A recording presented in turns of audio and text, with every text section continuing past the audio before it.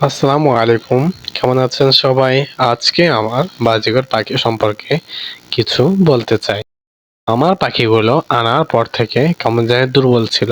আজকে প্রায় ১ মাস ১৫ দিনের কাছাকাছি হয়ে গেছে।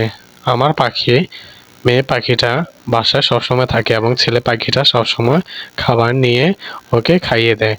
আর আমি যথাসম্ভব চেষ্টা করি যে ওদেরকে এগ ফুড এবং সফট ফুড দেওয়ার জন্যে। ভালো মানের খাবার, ভালো মানের বাচ্চা উৎপাদনে অবশ্যই সহায়তা করবে। আপনারা যারা নতুন পাখি পালন করতে চান সবাই এই নিয়ম ফলো করবেন এবং যদি শখ থেকে পালন করতে চান অবশ্যই সুন্দরভাবে পাখি ভালোবাসতে হবে এবং মন থেকে করতে হবে। দেখবেন সফলতা অবশ্যই আসবে। আমার পাখিগুলোর স্বপ্ন, আমিও শখের বশেই পাখি পালন করতে বাসায় নিয়ে এসেছিলাম একজোড়া পাখি। আপনারাও চাইলে পালন করতে পারেন। এগুলো খুবই, আমি পাখিগুলো আনার আগে থেকে খাঁচাগুলোকে অনেক সুন্দর করে যত্ন করে জীবাণুমুক্ত করে রেখেছিলাম। অনেকেই বলতে পারেন যে পাখিগুলো বিক্রি করে বা এগুলো পালন করে কি লাখপতি বা কোটিপতি হওয়া যায় কিনা। আসলে সেটা কোনো কথা না। আসলে নিজের শখটাই হচ্ছে যে বড় জিনিস। আমরা যাদের শখ করে পালন করে, অনেকে শখ করে উট পালন করে, ঘোড়া পালন করে, ভেড়া পালন করে, এগুলো শখের বশে অনেকজনই করে থাকে।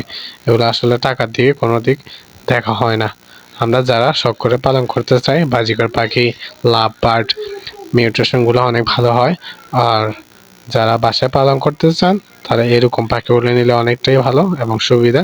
খুবই স্বল্প সংখ্যক জায়গা লাগে, অনেক জায়গা কম লাগে এবং খাবারগুলো সাশ্রয়ী। এক জোড়া পাখির জন্যে ১ মাসে ১ কেজি বা এর কম খাবার লাগতে পারে।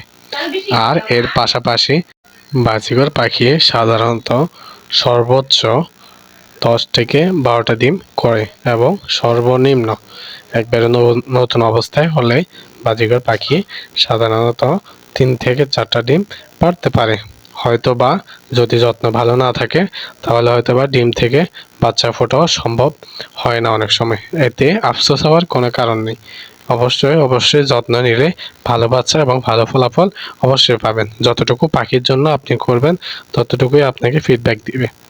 সবাই পাখি, তো বন্ধুরা আজকে বাজিঘর পাখি ব্যাপারে অনেক কিছুই বললাম।